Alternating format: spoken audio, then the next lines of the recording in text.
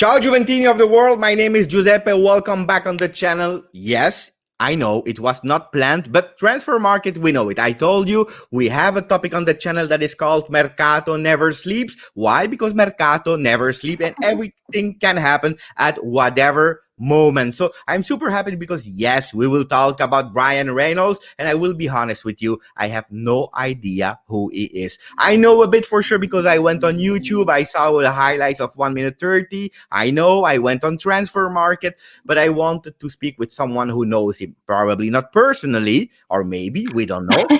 But I'm super happy to have on the channel for the first time my colleague of Juventus. Ciao, Christine, how are you doing?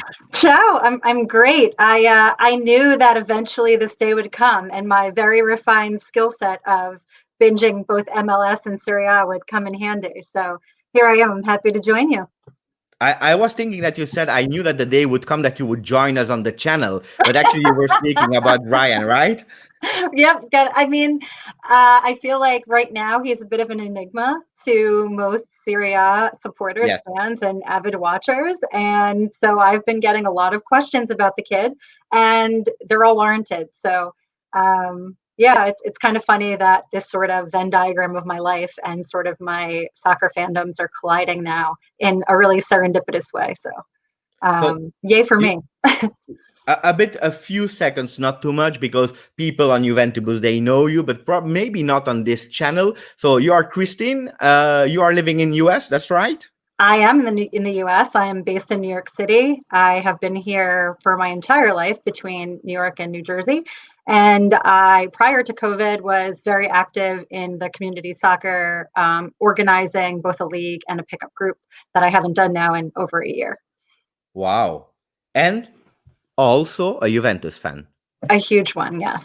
That's Lifelong. important. That's my first love. That's great. Look, now we will enter into the American flag with Bryan Reynolds. Okay, what I know about him is that he's born on the 26th, if I'm not wrong, let me check, so that I don't say stupid things. 28th of June 2001. It's a baby, 19 years old. He's really young, born in Texas, like Weston McKennie, and we already talked a lot about McKennie with you, Christine. And that is a right back. This is what I know. What can you tell me more about the kid? Okay, so a really quick intro for anyone that is unfamiliar with Bryan. He is one of the youngest, or the youngest, homegrown signing for FC Dallas in MLS. He is a 2016 vintage homegrown player. He came up through the FC Dallas Academy, as you mentioned, just like Weston McKennie had. Only he took a different route, right? We've discussed at length McKennie's trajectory and sort of his decision making. And Bryan went straight from FC Dallas Academy into FC Dallas. Coincidentally, he didn't play his first match really until May 2019. That came as a result of his teammate Reggie Cannon getting pulled over to Portugal's Boa Vista. And from that point forward, he became a solid starter, playing upwards of starting 14 matches of 17 that he appeared in. And all in, yeah, he's a fresh face. He hasn't gotten the call up yet for the U.S. men's national team, but he has played for the youth team. Yes. I think that's going to be something to see bright in his future. But he's FC Dallas's 17th homegrown signing. He's, I think, their 30th that they'll be signing away that they developed. They're one of the MLS OGs, so they're one of the first teams in the league. And they have built this reputation of thoroughly building, creating, and developing players. Coincidentally, their current coach for FC Dallas, Luchi Gonzalez, also came up through academy. He was an academy director at one point. So he very much knows, and he's had his finger on the pulse all along. So coincidentally from that, there's not a lack of depth in the development pipe. There's at least probably 9 other players that could fill Bryan's shoes. It's amazing. I love the story. It looks really promising. Just a recap for the people that are watching. Pay attention. Bryan Reynolds will not join Juventus immediately. Why? Because we have no spots for extra European or non-European players. So he will probably go on loan to another Italian team. They are speaking really insistently about Cagliari, but this is not confirmed yet. So pay attention. The amount that we will pay to Dallas is about $10 million, what means 8.5 million euro. Really great, actually. His value I checked on transfer market was 6, so it's not a really expensive buy for a young kid. On the other hand, I'm curious if you know him a bit more as a player, Christine. What are his skills? Like pace or what would the crosses? For sure. So Bryan is obviously known for his pace, right? So coincidentally, something that sort of matches 1-to-1 is Lucci likes to run 4-2-3-1 and a 4-3-3, which are familiar for Peeler, right? He also likes to use the width, which we, at least I did, read Pirlo's thesis, matches 1-for-1 again, right? He wants that 2v1 defensive overload in the back, which he's great at. And then also the offensive transition that Pirlo talks of. Bryan's been doing that all along. So there's a lot of mapping that you can see. His crossing ability is one thing that he's especially known for. The kid has, I think right now, upwards of 80% accuracy. He wins more than half of his challenges. He's definitely a bright light for them.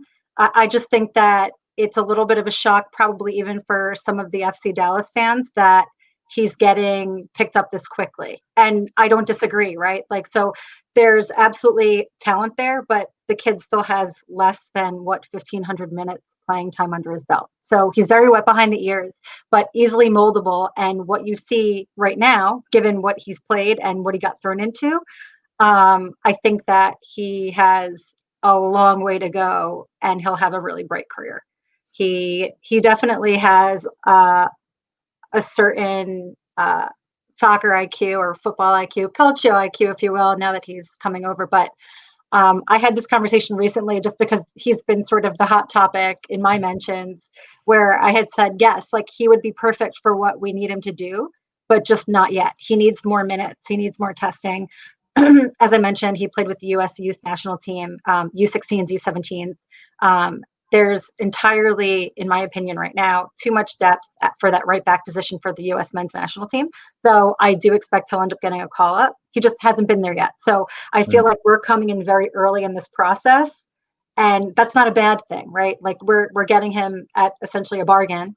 Yes. For a player that is going to develop into quite something else entirely. You're seeing it a lot now, especially with Weston McKennie, who came out of that, and Serginho Dest, who went over to Barca. This is all the same vintage of U.S. players. So a lot to look forward to. I want to go a bit deeper on that one a bit later, but the thing that I saw was 19 games this season and 4 assists. And why I start loving the kid is because 2 of the assists were in one game versus Inter Miami. And when a guy is doing assists versus Inter, this is already something that I really love. We will.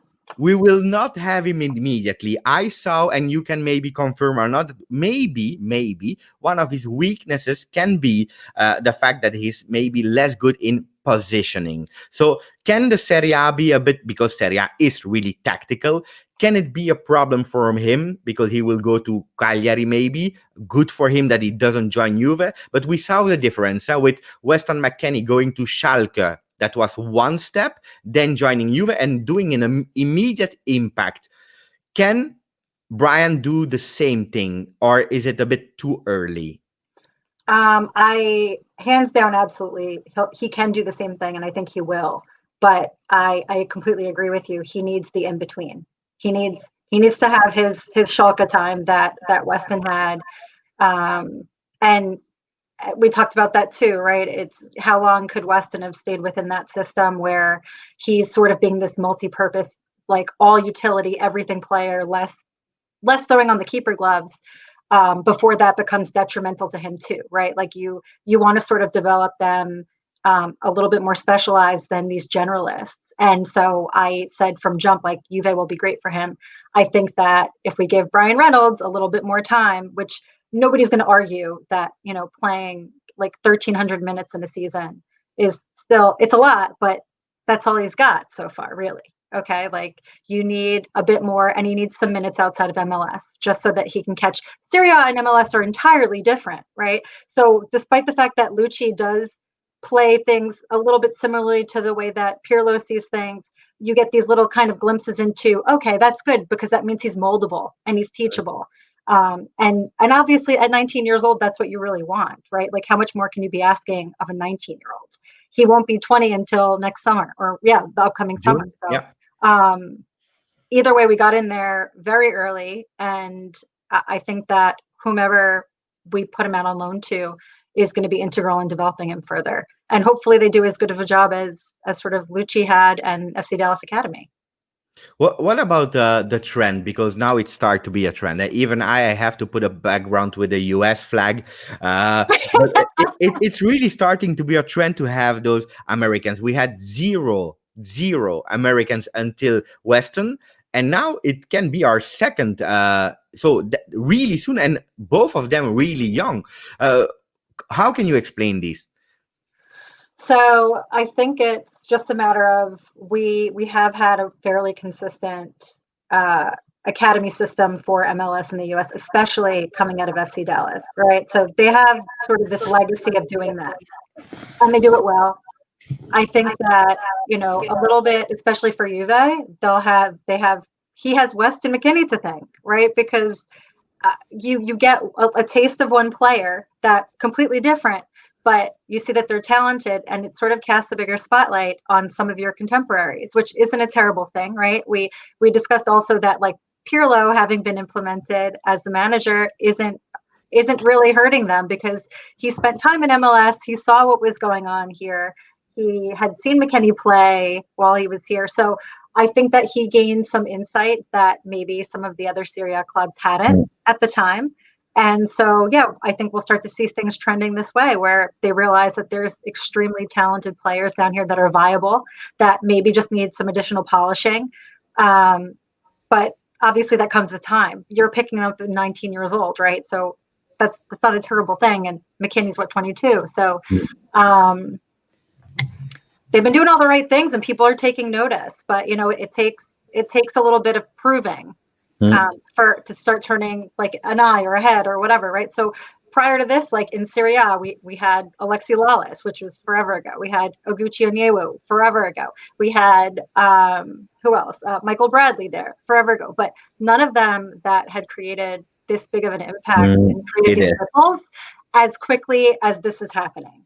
Yeah. So it's interesting. I mean, I'm elated because it finally gives us a little bit of vindication here in the US. But it's great because the trend is changing totally. MLS from people from Europe has always been seen as the destination, to finish your days. And with all the respect, except of some players like Jovinko that went there in his prime and so on, even if it was in Canada and not. But okay. Yeah, I mean, Toronto is a formidable team. He went to the right place. So, I mean, there's certainly teams that have an extremely winning legacy that aren't terrible to go play for. But I think that everyone previously, they weren't wrong, right? We very much started a league in the mid 90s. Yeah. We're not as old and not as sort of vested as some of the other leagues in the world. And MLS is evolving into something greater, which was bound to happen, but there's been a lot of blood, sweat, and tears. Can I interrupt you in asking you, because a lot of time we thought the vision of Europe was MLS will be a great league in the future. Do you think, and maybe it's a bit a provocation, Christina, so don't get me wrong, but in the past we saw all players finishing their day there, and now we see the opposite, like the young players, because there was a big investment in academies, the young players, before even being in their peak, they go to Europe. Do you think that MLS thought like, okay, we will never be the Premier League, Serie A, so let's do a beautiful football, create youngsters for the national teams, and MLS will we forget the dream to be the best league in the world one day. Do you think my reasoning can be right, or? I think that you're not far off. There's been two very separate, very public sort of declarations on behalf of MLS. From the jump, it's that, we're not a selling league, we're not a buying league, we're not, right? Like, so, and then the shift came where no, like now we're a selling league, we want to focus more on development. But that also spoke to the broader initiative within the national team that we needed to do a better job of cultivating our talent instead of letting them go and then trying to lure them back. So what you're speaking of is 100% accurate, but it's actually an evolution, which everything evolves eventually, right? But these were conscious. This was intentional, right? Like Okay. there was a lot of intention behind it, a lot of energy, a lot of funds that were thrown behind it up until COVID hit, at which point the league has also taken significant hits, right? So they're struggling just like everybody else. Yeah. So I think that sort of helped that pivot to, okay, like, yes, we want to bring this international talent in, because for the US, irrespective of what your opinion is of some of these players coming at toward the end of their careers and calling it a retirement league or whatever, it's never going to impede the sport, right? So there's always going to be within this country, because remember, we still have a lot of competition from American football, baseball, basketball. We still want to sort of constantly reinvigorate that fan base. And so if it means that we're getting Pirlo in here, and quite frankly, I was one of the first people in that stadium. I watched Pirlo play soccer in a baseball stadium. Okay. Like I was excited. It didn't matter, right? Because like how often is that within your reach? That Yeah. you just go to a local place and get to see that. So, Beckham kicked the door open for that, right? That was the first big MLS signing. And so subsequent to that, it sort of became this thing that you get to see some of these absolute legends like Ibra that we had here for a while, who still is absolutely murdering people for Milan, but that's a whole other story. Um, but it's a two-pronged thing now, right? Like, so we're focused on the seriousness of it and cultivating our own talent, but it also is, hey, by the way, guys, like, please love our sport. So, the big names help. I agree. Last question, Christine, and then we round up. You said something really important about Pirlo. Pirlo that knows the MLS, that is attracting them, that will give them a bit of security because he will be able to put them at ease. We saw, and I don't want to go too much in a debate, but the hashtag Pirlo out because the start was not. So is that a clear signal? I don't know. I never know. Of the management to say we trust in Pirlo and whatever happened, we will continue with him? I think that we are extremely demanding as a fan base, and that will never change.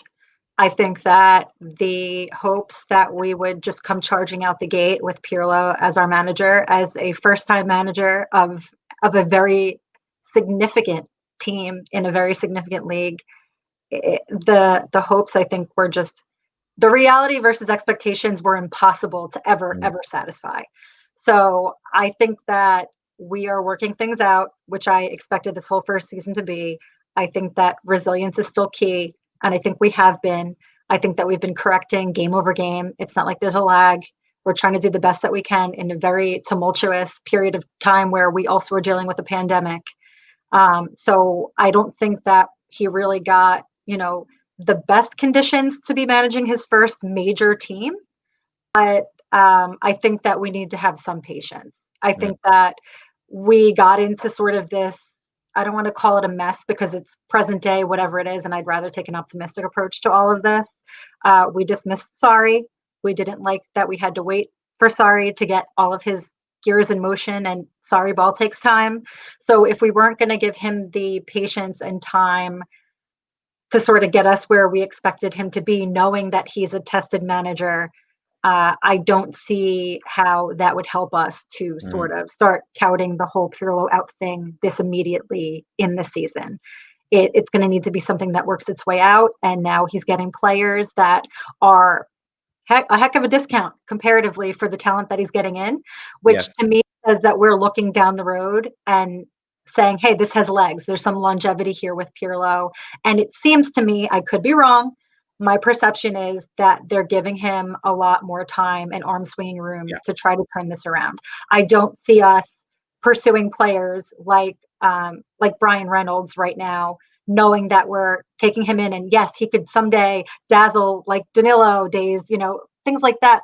But that we need to have the patience right now to let him turn into a diamond that we need, and sort of let him, deal with the pressure as his lovely block of coal, who's very talented. That's not to say that he's not great right now. And whether it be Cagliari or whoever else take him out, it's bound to happen, right? He drew so much interest, even from Marseille. Like everybody's seeing the same thing is, I think, the important part here. It's not like we suddenly woke up and rolled over and said, this kid out of the FC Dallas seems nice. Let's try him out. He's got a lot there to offer. And I think that with time, we'll see he'll come full circle and be a significant player on the field. Great. Thank you for your time, Christine. It was amazing. Of course. I want already to wish you a really amazing end of the year, and hopefully 2021 will be better than it was in 2020. It was not an easy one. So, Christine, tell me, close the channel. I wish everyone a happy new year in advance. I am looking forward to a hopefully prosperous 2021 for all of us. And most importantly, like a lot more kindness and understanding, as we've all made it through one full year of really wild things at one time. So just continue to look out for each other. And if anybody wants to watch MLS with me, I'm always available. Christine, thank you again. Guys, for the people that were crazy enough to remain 22 minutes with us, tomorrow or today, I don't know when you will be able to see the video. I'm on Twitch with Juventus. It's my big day. I will repeat it tomorrow in the morning video that has a big of success. Guys, go live with me. Support me. We have to do it because we are for Juve. We have to win. We have to do it for the channel. Thank you, Christine. Thank you, guys, for watching the channel. As always, Forza Juve. In bocca al lupo. Thank you, Christine.